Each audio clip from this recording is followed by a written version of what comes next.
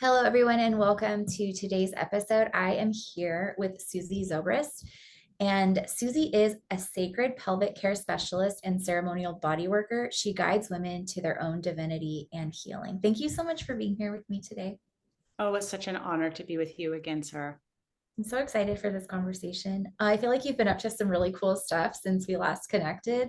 But for those of us who don't know you already, could you tell us a little about your journey and how you got into the work that you do? Thank you. Yeah, so I've been doing a lot of ceremonial hands-on body work for women and really tending to the pelvis, the womb, the yoni, the spirit. And part of how I feel like I got initiated into this work that when I was 30 years old, I was diagnosed with ovarian cancer, and ended up having a radical hysterectomy, and it left me feeling really disconnected from my body, from my femininity, from my sexuality. And there wasn't really, this was, more than 20 years ago now. And I was left with like, well, where do I go? Who do I turn to for help and for support to like literally like connect back into my body and turn myself on again? And so it started this quest, this journey, this healing journey. And have been very fortunate in my life to come across a lot of really powerful healers and mentors and teachers. And I ended up, working with my own body, and then in turn became their apprentice and have been in, deep study of the female body for a long time now. I continue to study and learn. And I love working with the pelvis in particular because of the pelvic bowl. Like, just it holds so much, and it's also this place where it kind of gets ignored, and there's a lot of things that can kind of go awry in this area of our body. I mean, it's the place of our creativity and our creation, and our, literally our organs are there, our power, our uterus. And so when we don't tend to this area of our body, then there are a lot of things that, symptoms and discomforts and things that can come up. And I feel like as a woman and working with women, that we're kind of, I was to say, we're kind of taught to, well, the society tells us that there isn't anything wrong with us, that it's normal, all of the things that we're feeling in the different phases and stages of our life. And the emotions that we feel, the experiences that we have, the violations that happen to us, the birthing, there's so many different stages of a life. And a lot of that gets held within the bowl. I mean, that's the shape of it. It's literally designed to hold. And so being able to calm and tend and really just come back to this, to me, I see it as it's like the temple, and to come back to the temple and to begin to tend to this area with a lot of reverence and devotion and care. And then all of those things, it's like then we can restore the flow again. And what's troubling us emotionally, physically, energetically, a lot of that then can, start to lift off, or as I said, there can be flow again in this area. It just feels so essential, like drinking water or eating food or exercising is for women to tend to this area of their bodies. Yeah, absolutely. That's where our creative power lives, and the power that like brings human souls into form and manifests. And it's very powerful. And so many women in our society are cut off like from the solar plexus down, or like from the waist down. We're just so disconnected from our lower three chakras and the lower part of our body. And it's really, I think, a disconnection from our most primal power. Well, I've been sitting a lot with, I am 53 now. And so I've been really like feeling like, oh, wow, I'm coming into my saging time, which Yeah. I think of as the time of the matriarch. And so we have kind of these different seasons and cycles. And it's like we're, we oftentimes will hear the maiden, the mother, and the crone, but I'm not a crone yet at 53. There's a time in between. And I see it as this is the time of the matriarch, or the saging. It's my saging time, or I've been loving this word, I'm in my queenager phase, right? And so this is very much that time where we're standing at the changing woman time, and we're reflecting back over our life. And it's like we feel that power that lives in our bowl, in our pelvis. Like there's something that happens and you feel that rising. All of the ways that we have cut ourselves off from our power, from our voice, from our expression, all of the ways that we have kind of put other people first, all of the, we tended to our families, to our children, to our careers. And then we reach this stage in our life where all of a sudden we find ourselves standing there going, no more. I need to tend to myself now, right? And so then I feel like there's oftentimes then this feeling of reclamation or awakening of like, oh yeah, I got to get my feet back on this earth and, rise my power up from there. And what's my truth? What do I want to put my life force energy into? And I'm going to express it. And it's a really powerful time of life, right? And we can find that at any stage, but there's a kind of reckoning that happens when you hit midlife and you're like, oh yeah, okay, now's my time. Yeah. Yes. And something that I've been learning about masculine and feminine energy is that like the feminine really is meant to be the receiver in life. And the masculine is the giver. And when we're so conditioned by society to be over givers as women and to put everyone else before us. And it's not really authentic to femininity unless it's motherhood. And then I think that's a totally different conversation. Like that is when it's aligned to put our children first and to really nurture and care for them. But we're not meant to be going around being like the caretakers of everybody at the expense of our own care. Yeah, I do feel like even as mothers that we need to be tending to ourselves first. It doesn't mean that we, can like clock out and not care for our children or head off on retreat somewhere, right? Maybe you might be able to do that if you bring in support. It's more about, can we prioritize our well-being in that? A lot of, like, for example, a lot of moms are busy and so then they don't eat or they don't exercise, or again, we're just talking about the essentials. And it's like, I always feel like as mothers, we're actually modeling to our children. Yeah. And so if we can model to them taking time to rest, taking time to tend to ourselves, sitting down and having a meal and just saying, it's my time to eat, and modeling those types of things, in this way, we actually are giving to our children and we're prioritizing our own needs and our own well-being, right? So giving to self so that we have more to give to others. Yeah. And just like you're saying, somehow we oftentimes miss this piece, right? Where we I want to say over give in some way. And so this is like a time of remembering in that balance of you've been, sharing a lot about the divine feminine and the divine masculine, right? And really the feminine is like that deep place of nurturance and the dream time, the visioning, the creative time. And it's what we receive in that, then the masculine helps us take action with it, right? The masculine supports what is moving through the feminine.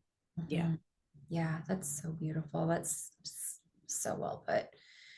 So you made this post, you were talking about walking through to the other side of fear and getting to our holy fuck moments. Could you tell us about that?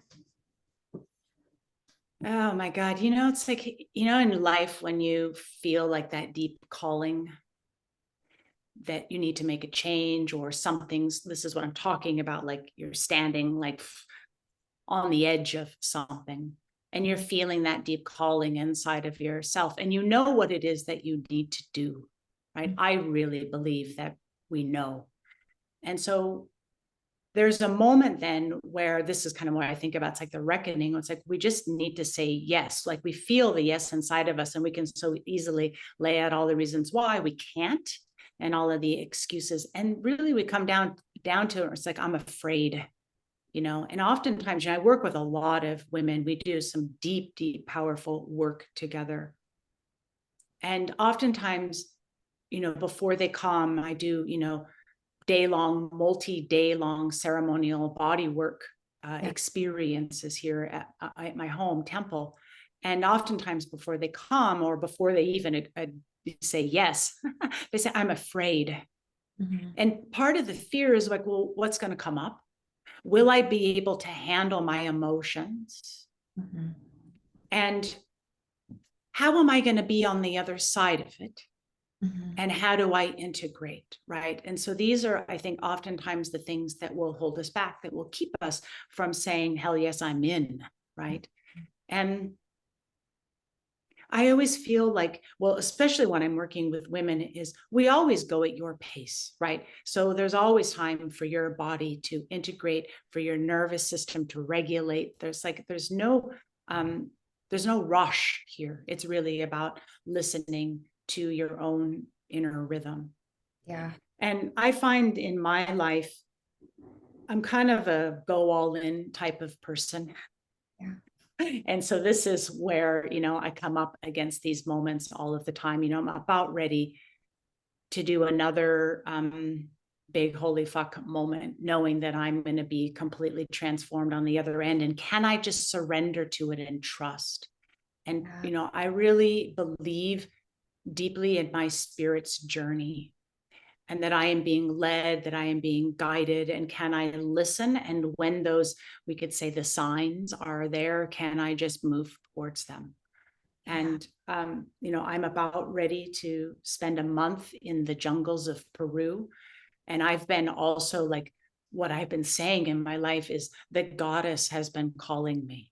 Yeah. And I always kind of feel a little bit corny when I say that, because, it's like, but it's the truth. It's like, I'm getting these downloads. It's like the divine feminine is like awakening in me in another level. And then all of a sudden it's like, oh, and you're meant to go to the jungle and fast and, pray with the jungle plants. It's like, you want to learn about the feminine, like, let's take you to the heart of it, into the depths where there's no, Wi-Fi, no cell reception. You're going to go in and you're going to be with other women, held by a woman maestra, and you're going to learn about plants, and you're going to heal, and you're going to be like held in the womb of this great mother, in the jungle. And so part of me is like, I really don't want to do that. Like, I like Wi-Fi. Mosquitoes, heat, rugged conditions, like whatever we want to say about it, like what's going to come up for me. And at the same time, there's also like this urging inside of myself of like, why not? Yeah. And I can't prepare for it. I don't know how I'll be on the other side of it, but I know I will be different.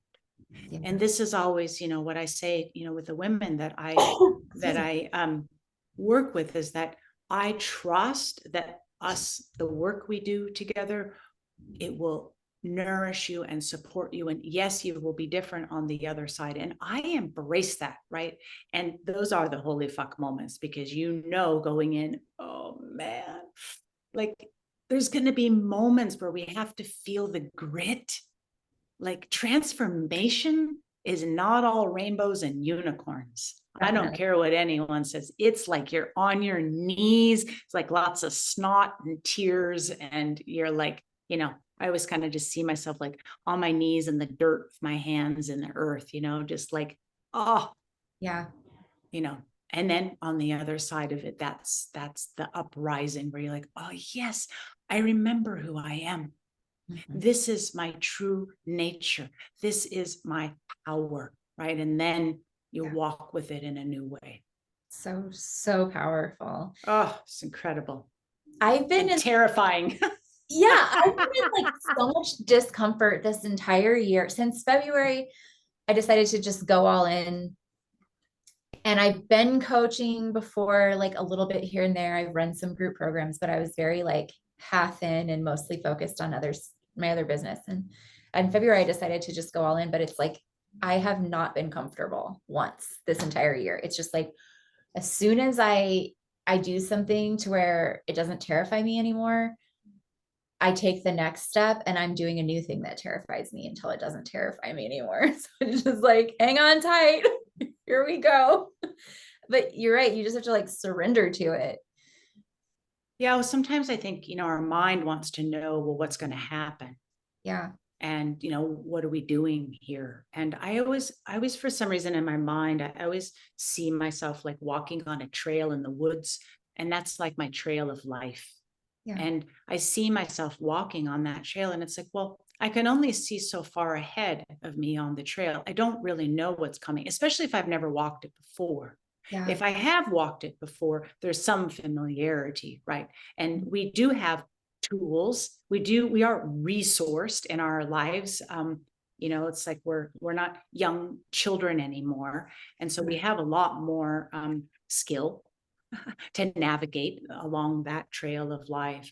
And so we could feel terrified, fear, uncomfortable, but we can also open to like the wonder and the awe and like the mystery of it, right? It's like we can hold both at the same time, right? And yeah, it's such a beautiful journey. Yeah. I think of it. So there's like this, Tony Robbins has like the 6 human needs, and one of them is for like certainty and the other is for uncertainty. So we need both certainty and uncertainty. And as somebody who's kind of been through a little bit of a traumatic, tumultuous childhood, for years I like lived for the uncertainty and I loved it. And it would have me cause like really toxic, like I would like attract toxic relationships or like men who didn't do what they said they would, or like the bad boys, because I loved this uncertainty. And I did so much healing work. And now I'm in a very healthy partnership for the past 4 years. And that need has transformed now into something where I can channel in a healthy way of like, the journey of entrepreneurship is nothing but uncertainty. It's a wild ride, and it fills that like craving for adventure. And so when I look at it that way, like you're saying, you can look at it in this way of like wonder and adventure and what's going to happen next. I have no idea, and that's awesome. Yeah, I've been loving this. Yeah, I love that because it's like, as a younger person, there is a familiarity, right, with that, with the unknown, right? And so now you've kind of channeled it into a way where it's healthy, Yeah, we could say. exactly. I mean, Yeah. you're still challenging yourself and, you're still taking yourself into like uncharted territories, but it's in a way where there's some stability underneath you. Yeah. But it still is like really activating kind of that fire and that creation. Mhm. Yeah. It's Yeah. fun. Mm-hmm. So we talked about this a little bit at the beginning, but how does life change for women when we do begin to put ourselves first?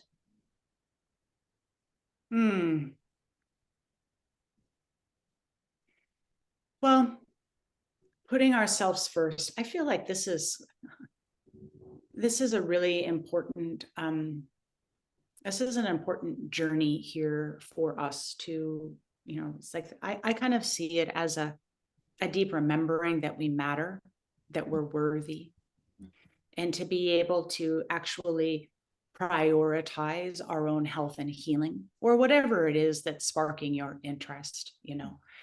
And again, because I work with female bodies, and I don't necessarily like to compare men and women, but a friend of mine recently shared something with me about that if men had as many of the issues that women do around their sexuality, just using that as an example, Yeah. that they would prioritize that. They would make that like their top mission to take care of this. And so just looking at women, their menstrual cycles, their pleasure or sexuality, just again, using just that one example, there's so many ways that this whole system in the body can go offline. Mhm. And to not recognize, and here again, I feel like that even the way that women are taught about their bodies, that their menstrual cycles, their reproductive cycles are for making babies, that their sexuality is for giving to someone else. And again, I'm just going to use those two things as examples because there's so many more ways that we could look at this. Yeah. But this is actually for you. So your menstrual cycle and your womb space, this is your sacred spiritual practice. This is that deep connection to spirit, to source. This is an opportunity every single month for the women that are still cycling, and those who are in menopause, they can use the moon cycle, where you have a chance to release and let go of the things that no longer serve you, that do not need to be rooted in you, right? There's like this beautiful releasing time. Yeah. And so this is, just built into the system. And if we pay attention and we honor and take the time that's needed through every part of that monthly cycle, then we actually are listening to the body, to the wisdom. We're gathering. It's like that is literally one of our wisdom sources, and it's available to us. And I can't tell you how many women have said to me, if I never had sex again, I would be happy. And I think, whoa, your sexuality is your life force. It is your power. And the way that I look at it, it's like, it's for you. It doesn't mean that your sexuality doesn't mean you have to be out having sex with other people. It doesn't mean that you have to give it away, but we're taught at such a young age to just kick back. It's like, we just have to take it. Yeah. Right. And so we disconnect, we go numb, and we let our fire go out. And so if we can learn to tend this life force, it's like I see it as a flame sitting right there at your root. If we can learn to tend our flame, we are going to be more lit up. We're going to be healthier. We're going to be turned on. And I'm not just talking sexually. I'm talking about your life. Talk about passion, joy, desire, excitement, like energy. Yeah. This is one of the ways that we can access it, right? And so this is, one of the ways that I think about, can we prioritize these things in our lives? Can we take time to pay attention and to tune in? Now, of course, our culture doesn't really encourage this. Florida, state of Florida is saying that we can't even talk about or teach about menstruality in schools. It's like, but this is a natural biological thing that happens to, girls, to female bodied people. Population. And we're not supposed to, have the population, and we're not supposed to talk about it. And so a lot of the I think the ways that we don't care for ourselves, part of it is culturally. It's like we're taught from a very, very young age to not really listen to and honor our bodies. And so it just feels to me like as I said earlier, it feels essential. Like we have to, and we are suffering. There's a lot of, and then of course, just to make this note too, is that when we don't, just again, coming back to the womb space, then we end up having things like menstrual dysregulation, or then we end up with cysts and fibroids and endometriosis, and all kinds of things start to go awry in this area. And then you go to the doctor and they say, oh, you don't really need that. Let's just cut it out, and we're going to do a hysterectomy. Yeah. And it's like birth control, which shuts down entire hormones and intuition and everything. Totally. Right. And I get so enraged about it all, is because we need more choices. There are other things that we can do before we do something so radical. Now, I have also had a hysterectomy, so I'm not saying, I'm not trying to be, down or negative. I feel like each of us on our healing journey needs to make the choices that are right for us. And we also need to know that there are more choices available to us, right? Yeah. It doesn't have to be so radical. We're missing some places in between here. The field of women's health, in particular, Western field of women's health in particular is like they're barbarians. Like it's so, to me, it's so outdated and it's so inappropriate and it's so disconnected from what women's bodies actually need. And I think a big part of it is that, like, you know, the patriarchy came in and took over medicine in general, but you can't, you can learn from a book about a woman's body, but you can never have the experience of being in a woman's body without being a woman. And I don't think that, I don't know. Like I just think it's gotten so convoluted, and it's very disempowering to women to go to a westernized doctor and be told how her body is supposed to feel. Well, this is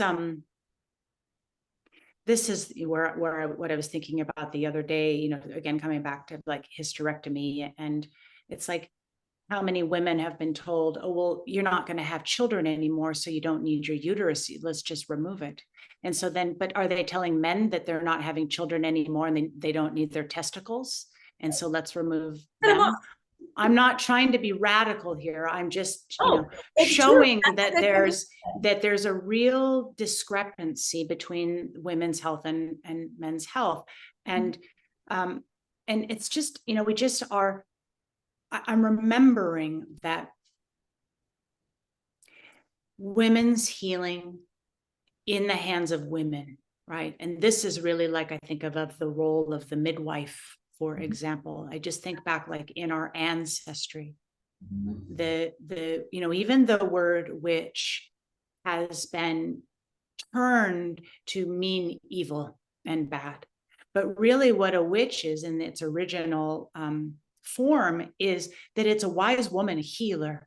These are the midwives. These are the herbalists. These are the doulas. These are the ones that the tribe, the family, the women would come to for any sort of wise woman needs, right? So this is what we're talking about, is anything having to do with our wombs, with our health, with, you know, and this is going to be through all of the different stages of our life, and, you know, the menstrual journey. And that these are the women that know what needs, like what remedies need to be done, how you need to nourish yourself with food or with different plant medicines, what are the different remedies to tend to the, like the physical tissue, even to the spirit, you know. And this is, it's powerful medicine. This is, to me, you know, I just love that you're doing all of this this divine feminine, you know. And it's like, to me, it's like the feminine is messy. You know, if we think about like birth is like, it's loud, it's messy, it's bloody, it's wild. This is how women are. The moods, the waves, the emotions, it's like, that's what makes us so rich and beautiful. But it's also can be quite terrifying to men, or we could say to the masculine, right? Because we hold all of it within us, that, you know, we're wanting more like structure and predictability and you know, some constant there. And that's, you know, that's also really important and necessary. But when we start to have all of our life be very structured and held, like we see in our Western medicine, there needs again to be the balance of them, right? And so we need to have places where women can have access to, I want to call it like really the old remedies, the old medicine, right? It's in us. It's from the earth. It's from the plants. We hold it inside our DNA as women, as the feminine, right? It's all right there for us. And so I think, oh, this is really the true meaning of witch. Witch isn't really a word that I use often, but I was just in Mexico and I was down there. I was down in the jungles in Tulum, and woo, again, that's why I said I'm going back to the jungle, different area of the world. But man, I met the divine feminine, and it's unpredictable and wild. And I have to admit, there was a part of me that was really uncomfortable. I was like, what the frig is happening? You know, these beautiful women just like wailing and, moaning and crying and unwinding in their healing journey, while we were doing this womb healing work. And at the same time, it's the most natural thing in the world, right? This is how we all came into the world. It's how we were conceived. Sex is messy too. Birth is messy, right? That is what it means to be alive and human. And it's so good and juicy. It's so juicy. And I think the masculine craves it. Like, have you ever heard a guy who's talking about like his crazy ex-girlfriend and he's like, he gets like this like sparkle in his eye of like, it's like almost this admiration. And like that's like a very low vibe, like judgy way of talking about it. But like even when a guy is like, shoes crazy, there's like this like admiration in it. Like the feminine, like they love the mystery, they love the unpredictability, and like there's not enough of that. Well, there is a wildness to us. And so if we look at children, and so again, we have to look at the way that we take certain words, and then we denote or connote, these negative attributes to it, right? But we come into this world wild. This is the true nature of our spirit. Mm-hmm. And so we need it. It's a part of what we need. And this is also part of what I feel like in the midlife phase of life. I mean, at any stage of life, but, we were kind of talking about this. It's like, it's the remembering of that wild inside of us. And in our culture, there's a real taming, especially a taming of the wild feminine. And so we still hold it inside of us, and we just do it in private. We gather. Yeah. We gather on the full moon, and I'm being kind of tongue in cheek, but this is true. And those of you that are listening in, it's like you might know that for yourself too. How much we need our sisters. We need a place to share and talk and express and come together and gather and pray and be in ceremony and ritual, because this is like the foundation of our lives. It's what is moving through us, our wild woman nature, right? That to me is so much a part of that divine feminine. Absolutely. It's so beautiful. Mm-hmm. Woo, I love this so much. Why do you think we as women often limit our ability to receive, and how do we heal that? Well, this is a big question. There's so many ways I could go with it. And part of what I'm kind of sitting with is, if we could just take pleasure, for example. And there are so many ways in our life that we can work with pleasure. And again, pleasure might be sexual pleasure, but where I'm wanting us to kind of think about is, what is it that you love in your life? And that's what gives you pleasure. And so it might mean I love to have a cup of tea, or go for a walk, or take a nap in the middle of the day, or get a massage, go to the spa, whatever it might be, take a time to journal. The list is long, and each of us is going to have a different list of what is pleasurable. Yeah. And so, do we allow ourselves those little pleasures, I want to call them, in our daily life? And I just know that for me in my life, there's been so many times where I have denied myself pleasure, whether it's a good meal, right? Or a nap, or, taking a day off, or whatever it might be, that I know would actually really nourish me and fill me up. But I deny myself that, and I push. That's like that masculine, right? I keep pushing. Yeah. And so this is where I think about, we aren't really taught or encouraged to give to ourselves in this way. And this, even reflecting back to our conversation about, the mothers, we just give to our children. Yeah. And so I really love this as a way to begin, is to make a list of the things that you love, that turn you on, that light you up, that fill you with pleasure. And then do at least one thing a day. Yeah. And while you're doing it, remind yourself, oh, wow, I love this so much. I love this. Right? Then on the other side of it is that oftentimes we actually don't really know what it is that we want or what it is that we need. Because here again, we're used to prioritizing other people. Yeah. And so to be able to begin to ask those deeper questions of, well, what do I want? Even if you don't even speak it out loud to anyone else, right? And so then I always want to keep weaving in sexuality. It seems to be a theme here, is that with our sexuality, when we learn to give to ourselves in that sensual, sexual, pleasurable way, we start to connect more deeply to what it is that we love, what feels good for us. So not just in our everyday life, but in this, sexual, pleasurable way. Yeah.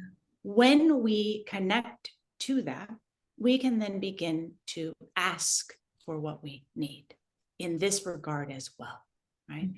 And again, we aren't really taught how to do this, how to be able to express to a partner how it is we like to be touched, right? And to navigate that kind of terrain.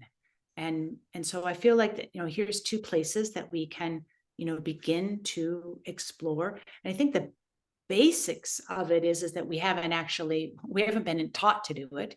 And then we haven't really ever even started practicing it on our own, right? Yeah. Yeah. Yeah, that's powerful. It is very important to get clear on what we want. How can we communicate it if we don't even know? Right. I mean, it's, and I think part of the getting clear on what it is that we want or need, because this is what I hear myself say this all the time. I need more support. What does that look like? Okay. Well, how do you want to be supported? How can I support you? Yeah. That's a good question, right? How do I want to be supported? And of course, it's going to be different for every circumstance. Yeah. And so oftentimes us feeling like we don't have enough support in our lives is actually because we haven't actually expressed what it is that we need. And sometimes, again, there's so much that we could unravel in this. And one of the ways that I also really like to help women begin to kind of express is, I just think of it as like speaking out loud in the clear air. This is always kind of in my mind, is that standing outside in the nature. This is always where I take myself. And it's like, there's things moving inside of you. You're feeling overwhelmed or stressed. There's lots, it's like, how do you even know what it is that you want? And to be able to speak it out loud in the clear air. So you're speaking to the trees, to the wind, to the land, to the water. Someone is witnessing you. And so it's not just like these held feelings inside of you anymore, but it actually gets to flow out. And you're not speaking to another like human being. You're listening to your own voice. It's ringing out. And you might start to speak, and then you might be, you might get a bunch out, and then you'd be like, that's actually not even what I really want or what I really need, right? And then we can refine it from there. But there's something about liberating ourself, our voice, and it's such a safe place to do it. It doesn't have to be like you're screaming out there.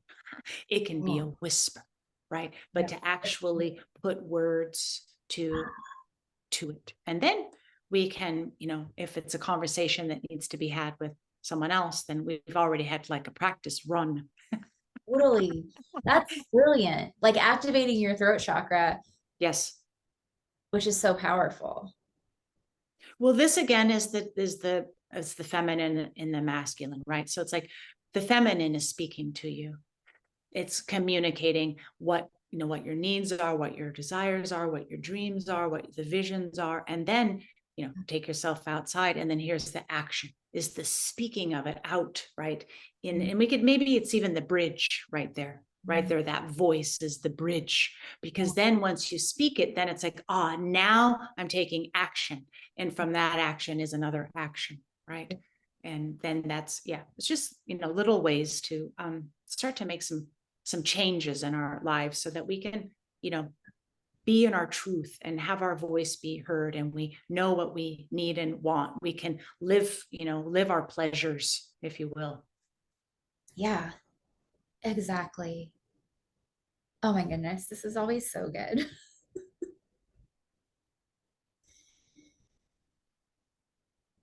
So we talked about our holy fuck moments. And then you were also talking in a post about learning how to honor our sacred no. And then you went into our holy yes. Could you tell us more about those? Like, how do we find our sacred no and our holy yes? And what does that process look like? Well, I've been learning a little bit more about human design, and I'm a generator. I think you mentioned too that you're a generator. And generators and manifesting generators are really the majority of the population on the planet. And so there's this sacral energy of yes or no. And when we can learn to tap into that, then it's like in a lot of ways here again in the pelvis, right? The sacrum. When we can tap into it, then it's like in a lot of ways, that's where our truth is sitting. Yeah. And when we can actually listen in to what is a yes and what is a no, and then honor it, so that the no is a no and the yes are the things that we can take action on.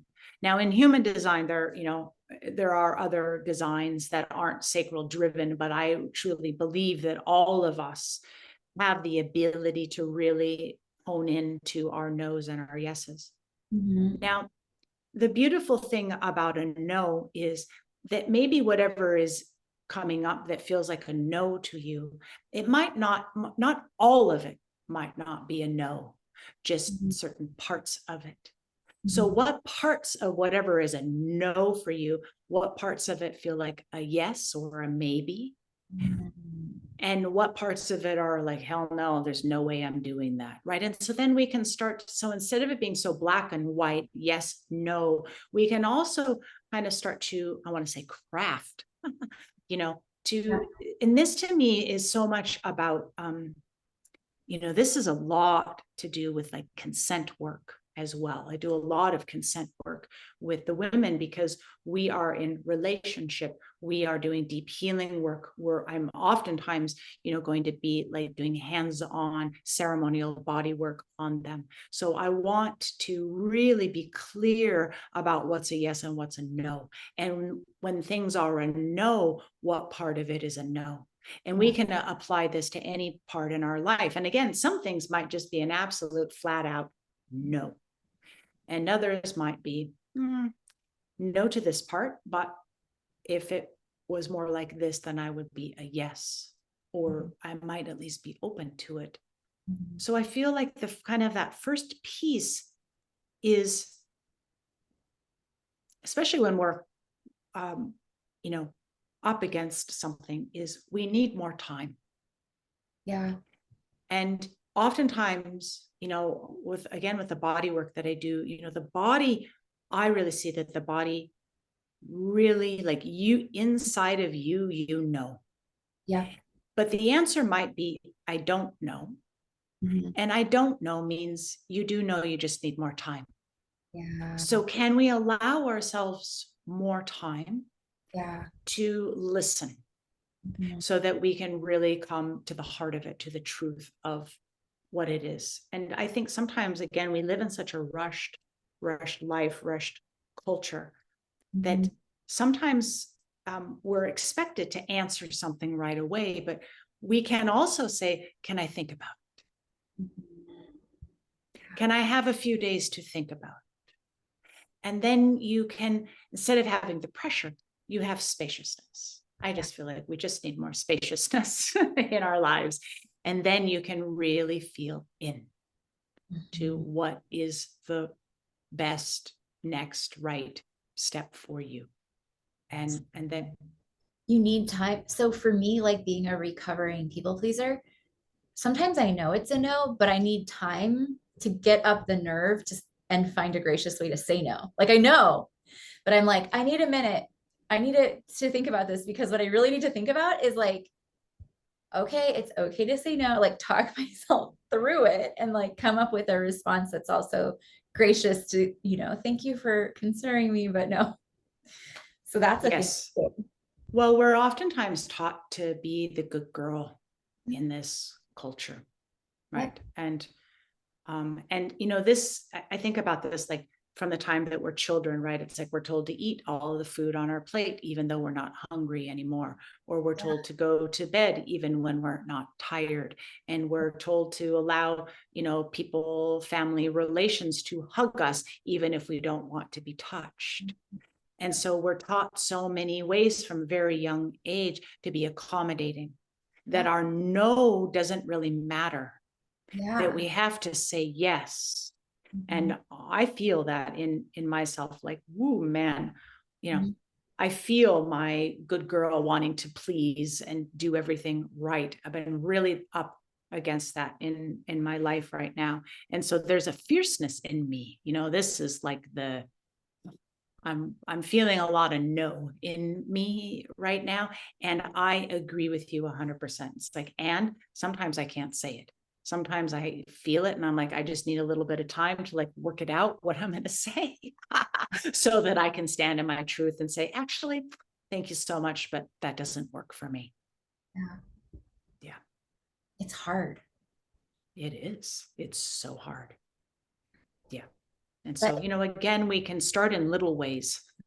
yeah, I'm into making small changes, right? Because small changes over time becomes a much, much bigger shift for us.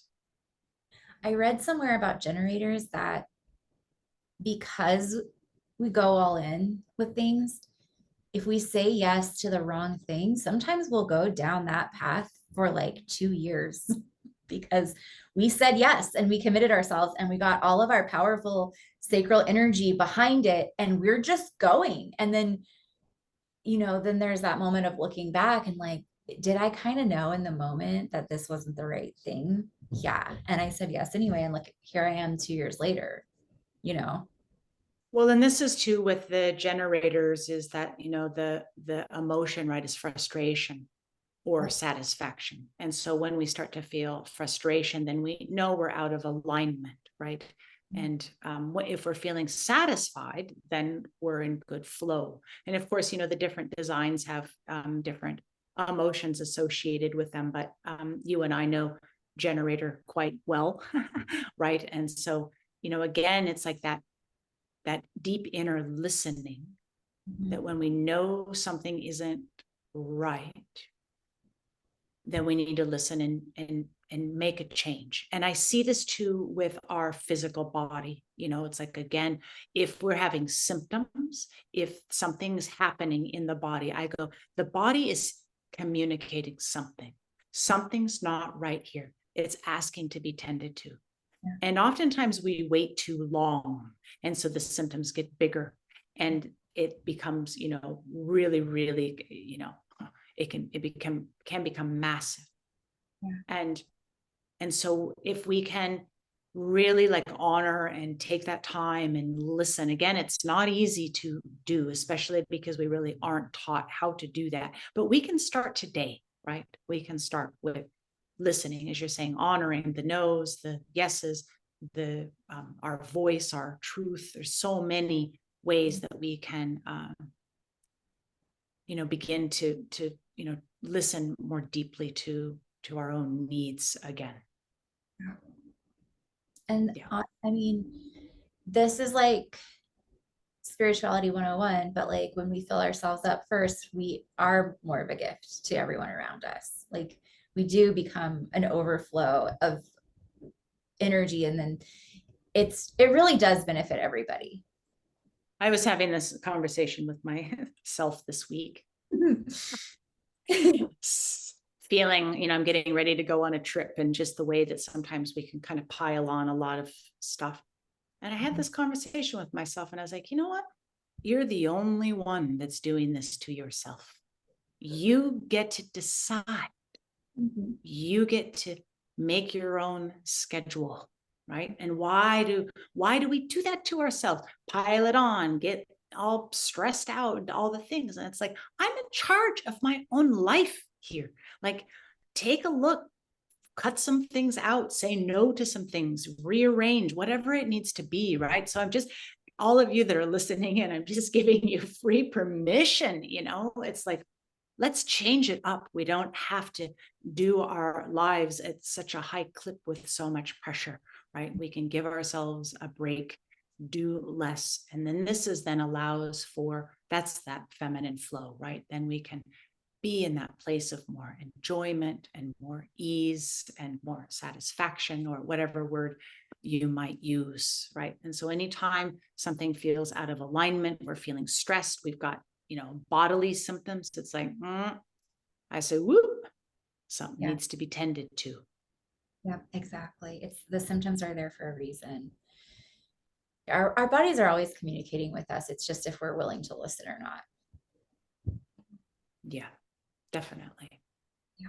Yeah. And sometimes, the things that are there, they're hard to feel, right? I mean, we've got a whole entire lived life. And, you spoke about your childhood, and many of us are coming from places where we're holding a lot of pain, a lot of trauma, a lot of emotion. And it's like, and if we like stopped and like allowed ourselves to feel, it might feel like too much, right? And so this is again where, anytime we're working with our own selves, is that we get to go at the pace that's going to work for us. Mhm. And so if we're living a life where we're too busy, and even all the ways that we numb ourselves, I mean, our cell phones, whoa, our food, all of the ways that we kind of numb our, the substances that we use, those are all ways that kind of keep us from feeling deeply. And been exploring a little bit too, we talked about fear earlier on in our conversation, and it's like, fear is like a built-in, like, biological response to a real threat, right? Yeah. And oftentimes we'll say, I'm afraid, but really in those holy fuck moments, the fear is like, it's almost like, I don't know that if I'm going to be able to handle my emotion. Yeah. It's not so much about what it is that we're doing or the circumstances around it. It's about, can I actually handle my emotions? Because I'm going to feel deeply, and I don't know if I'm up for that, right? And so we get to take our time also with our own selves. I kind of jokingly, just as an analogy, when we're working with our pain and our trauma, that it's like, if you have to go pee, you don't just urinate right then and there. You take yourself to an appropriate time and place, and you do your business. That's such a good analogy. And so it's the same then with our emotions. Yeah, Yep. sometimes we might fall apart, but oftentimes we fall apart because we're like full up, right? Yep. But we can also take ourselves to an appropriate time and place. And so if we're feeling emotional, stressed, we've got symptoms in the body, it's like, okay, I need to take myself to an appropriate time and place and tend to this. I don't have to unpackage the whole Pandora's box here, Right but in I this can moment. tend to, right in this moment, or even in a little bit. But there are some things that need to be tended to. And if I put them off, if I sweep them under the carpet, if I tuck them away, then they build up and they build up and they build up. And then we wonder why we don't feel good, right? It's like, and then, it's like, and then a lot of things can go, can go awry in our mental, emotional, physical bodies. Yeah. Yeah. Mm. such wisdom.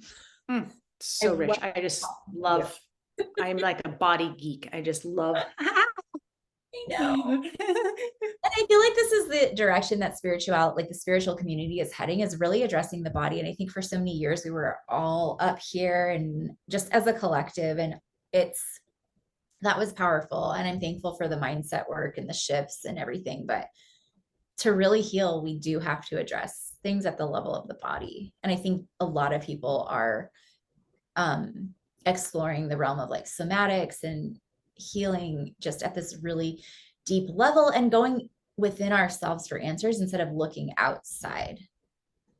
Yeah, I see it as wholeness. It's really body, mind, heart, and spirit. That's kind of how I see it. And, our Western, we talked a little bit about Western medicine, right? The Western medicine, in a lot of ways, works with the body. But then it's like, but what about the emotions? What about someone's lived life? What about their past traumas? Like, what are they holding? Like, your entire lived life is held within this body, in your mind, in your heart, in your physicality, in your spirit. We need to tend to all of those parts of us, right? Yeah. And their way of addressing the body is usually like you have two options, drugs or surgery. Which would you like? Or both. It's not really like, how can we help? Like, what's your lifestyle? Like, what's your stress? How are your minerals? What are your hormones doing? Like, it's not really, to me, it's like barely even addressing the body. But Yeah, it's not the most holistic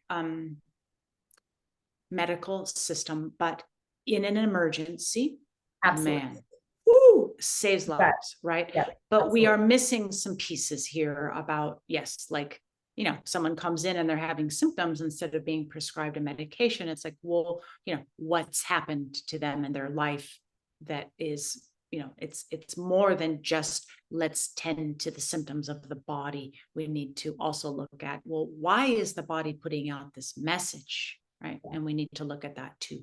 So there's, little combination of all of it.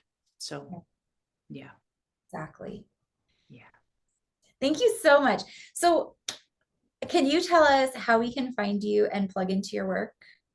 Yeah, absolutely. So it's my Instagram account is my first and last name, Suzi Zobrist, and my website is Root Medicine Healing. And I know that you'll link all these things in the show notes. And I offer in-person immersive experiences. I live on a beautiful island in Washington State, and women travel in and we do day-long, multi-day long ceremonial body work together.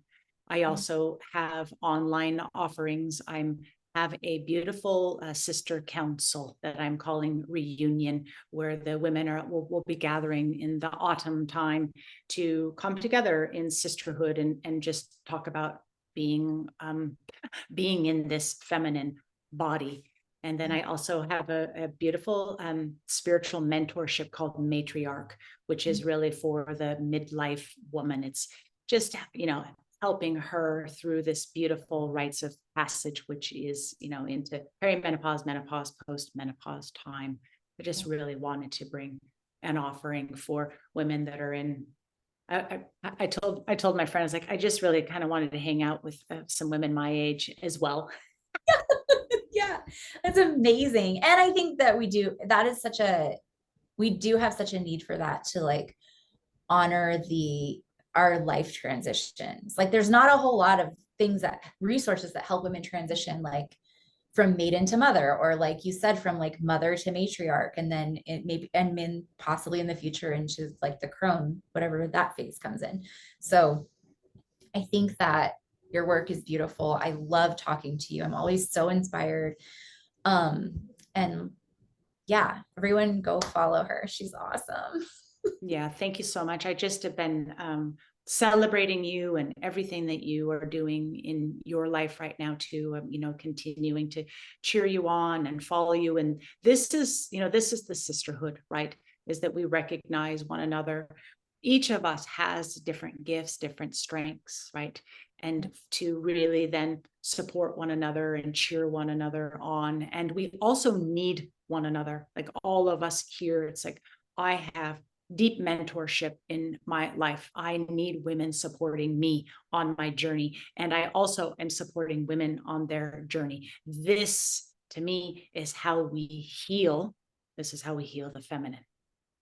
I believe that so much. And I feel that Yeah. from like you've always been so supportive for me from the very beginning when I was just like this little baby, like just taking my first steps. So it means the world to me. Yeah. Amazing. So sending a lot of blessings to everyone listening in, and so grateful to be able to share this time with all of you today. Thank you. Thank you. We'll talk soon. Okay. All right. Bye.